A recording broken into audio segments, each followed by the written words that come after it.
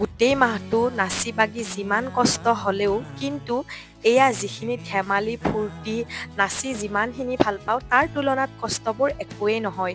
গোটেই মাহটো আমি গাড়ীখনকে এখন ঘৰ বনাই লৈ অ'ত ত'ত ঘূৰি ফুৰিছোঁ। হয়তো কিছুমান ঠাইত এতিয়া গ'লে চিনিয়ে নাপাম।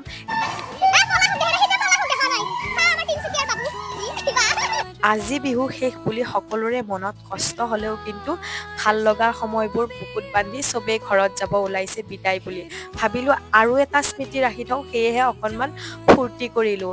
ঘৰৰ পৰা লৈ আহিছিলোঁ মনে মনে ফাকুৱা চেকুৱা আৰু সেইখিনিকে সানি দিলোঁ আৰু ল'ৰাকেইজনক আজি আমি ছোৱালী বনাই দিছোঁ। সদায়তো আমিহে কষ্ট কৰোঁ, আজি সিহঁতেও কৰক বাৰু ঘৰত গৈ কিনে।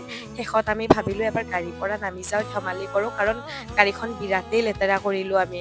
আৰু ইয়াতে শেষত কেইখনমান ফটো লগাই দিলোঁ আপোনালোকে চাব বুলি। এই বছৰলৈ সামৰিছোঁ দেই বিহু, অহা বছৰ আকৌ লগ পাম সকলোকে বাৰু।